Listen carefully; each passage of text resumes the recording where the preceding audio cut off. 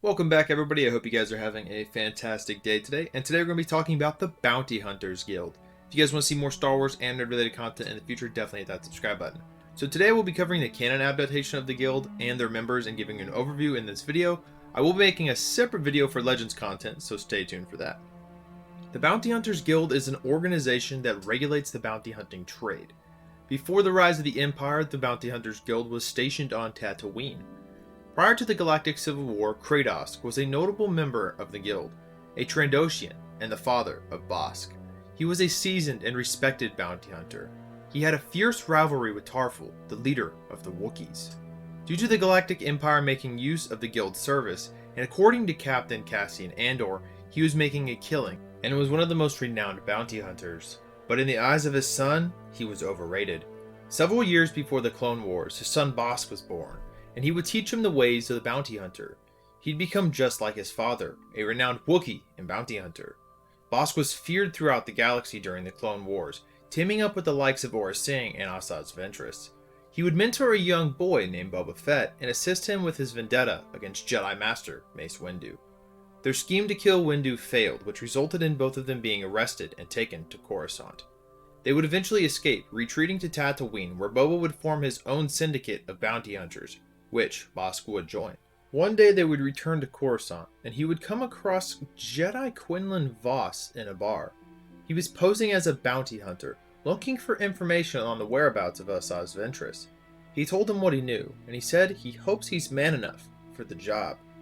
During the Imperial era, the Empire would erase any and all criminal records of Bossk, allowing him to continue his work as a bounty hunter, and helped him control the Outer Rims. He would be hired by the Empire directly on several occasions, once by Darth Vader himself, to track down the Millennium Falcon in Han Solo, but came up unsuccessful after he was beaten to the bounty by his former apprentice, Boba Fett. 5 years before the Battle of Yavin, Bossk visited the Outer Rim planet of Lothal to collect a bounty. He would come across a young orphan boy named Ezra Bridger. He would guide him around the town in exchange for money. They would walk into a local bar but were ambushed by assassins and stormtroopers. After a skirmish, they managed to escape to the outskirts of the city. They would learn that the ISB agent in charge of their assault was an imposter named Jenkins, who was in cahoots with Takao, the criminal Bossk was there to kill. Bossk and Ezra would arrive at the abandoned mining settlement Monad Outpost to confront Jenkins. Bossk would prove he was an imposter and that he murdered the actual Lieutenant Herdringer and many other Imperials. Bossk would be exonerated by the Imperial authorities on Lothal, who awarded him with an undisclosed amount of credits and would take the corpse of Jenkins as a trophy. In the Imperial era, the Bounty Hunters Guild was allowed to issue Imperial peacekeeping certificates to their bounty hunters, allowing them access to the Imperial Enforcement Data Core. Guild members had access to the bounties first. They were considered professionals and demanded a high rate for their services. After being discharged from the Imperial service, Beilert Valance became a bounty hunter and began stealing bounties from members of the guild, breaking the bounty hunter code. The code states that no hunter is to slay another hunter or steal their bounty. It also forbids hunters to ask about their bounties after they have been delivered, requiring the events that happened during their bounty to be forgotten. Valance was born into slavery on Corran and began as a miner with his father. Later, he would leave his home and join the Empire, becoming a cadet at the Naval Academy of Kurita. There he would meet the fellow cadet, Han Solo, who he disliked and viewed as a Corellian scum rat. Unlike Solo, Valance would win the love of the Empire, becoming one of their top cadets. He would serve the Empire for many years, on the ground and in the air. On a mission to Minbon as a swamp trooper, he would be hit by enemy fire, injuring him gravely. He would be brought back to an Imperial medical facility where he received cybernetic arms and legs, as well as having the left side of his face cybernetically enhanced. He would be discharged from service and return home to Corran. Upon his arrival, he would discover his home in ruins and a graveyard of miners beside him. The Empire had taken everything from the mine and left the people defenseless from the raiders.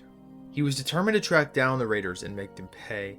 He was determined to keep on fighting, and he would become a bounty hunter. One day, Valance and his crew arrived on the planet of Hava, where they planned to take on Darth Vader and immobilize him. Things would go terribly wrong. While engaging Lord Vader and his forces in the air, they were forced to make a crash landing. Very quickly, they were surrounded by Vader and his forces. Valance prepared the electro-pulse device, waiting for the right time to strike.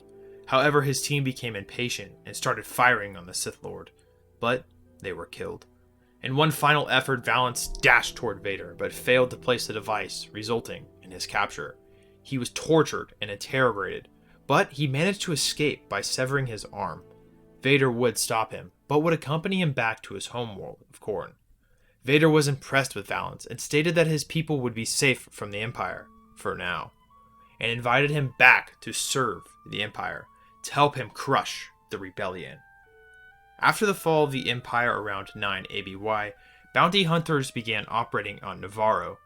They were tasked with bringing in Baby Yoda to the remnants of the Empire. A Mandalorian named Djarin would find the child with the help of a bounty droid, IG-11. After returning him to the client, he had a change of heart and rescued the child, breaking the bounty hunter code. The members of the guild were displeased at the action of their former member.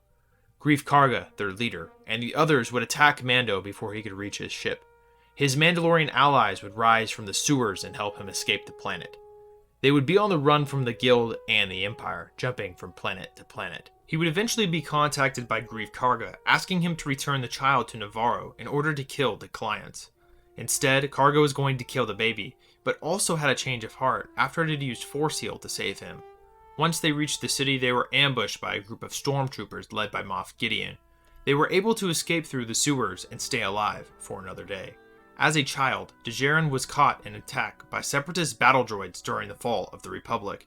His father and mother were killed, and he was rescued by a Mandalorian warrior, a member of Death Watch. He would eventually join the tribe and become a foundling. He would obtain the armor of the Mandalorian and become one of the most renowned bounty hunters in the guild. So there you have it, guys. That is pretty much everything important that we know about the Bounty Hunters Guild. Obviously, there are very small things that I didn't put in here, very small characters. As of this time, they're just not important. There is more information in Legends about the Bounty Hunters Guild. We just don't have a lot in canon. So stay tuned for that video if you do want to see the Legends adaptation of the Bounty Hunters Guild. So let me know what you guys think. Did you enjoy this video? If you did, if you could go ahead and hit that thumbs up button for me. And tell me down below, who is your favorite bounty hunter in this video? I only did 4. There's not that many, like I said. But tell me your favorite one. Mine's probably Djarin. I mean, come on. The Mando's, he's pretty badass. But let me know down below, guys. And if you did want to see that Legends video or more Star Wars videos in general, definitely go ahead and hit that subscribe button for me.